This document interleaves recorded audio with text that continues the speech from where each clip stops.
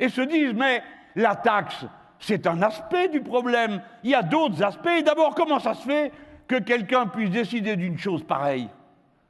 Et ils interpellent les structures de la démocratie. On nous avait assez dit « ah, ça n'intéresse personne ». Ah bon? Ça n'a en tout cas intéressé au moins 7 millions qui ont voté avec nous pour la 6e République et la Constituante. Mais ce travail qui a été fait quand nous avons fait cette campagne, où l'on ne s'est pas occupé de chanter les merveilles de mon âge, de mon tour de taille, de ma manière d'aller et venir, mais où on a été sur un programme, eh bien ce travail-là m'est très cher.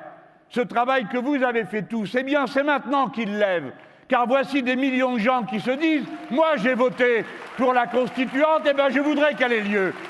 Moi j'ai voté pour les référendums révocatoires, eh bien je voudrais qu'on le fasse. » Alors, où sont passés les moqueurs, les rieurs? Comment fait-on pour se débarrasser d'un élu quand on n'en veut plus, pour des raisons qui vous appartiennent, sinon par un référendum révocatoire? Eh bien, quand il n'y a pas de référendum révocatoire possible, eh bien, on va dans la rue et on manifeste, et une semaine, et encore une autre, et encore une autre.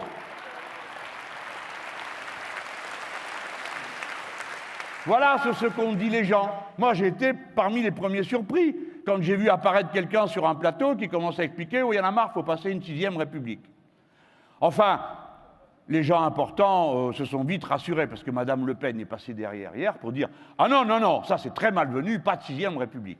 Elle était déjà contre l'augmentation du SMIC, que justement les gens réclament, etc., etc. Et après ça, on entend dire que c'est un mouvement qui appartiendrait politiquement à l'extrême droite. Je me demande bien pourquoi, sachant qu'aucun des mots d'ordre ne correspond à ce qu'ils réclament d'habitude, mais j'observe que nous avons, c'est pas moi, c'est un journal qui en a fait le bilan, les 3/4 des revendications présentées par les Gilets jaunes sont également dans notre programme. C'est pourquoi nous n'avons aucune difficulté à en être membre. Nous avons toujours dit que nous n'avons l'intention de récupérer rien ni personne. Nous ne donnons pas de consignes et quand on nous demande d'en donner, nous refusons de le faire, y compris les consignes d'appel au calme. Notre but n'est pas de récupérer. Notre but n'est pas de récupérer, c'est d'être récupéré. Et j'ai l'honneur de vous dire que c'est fait.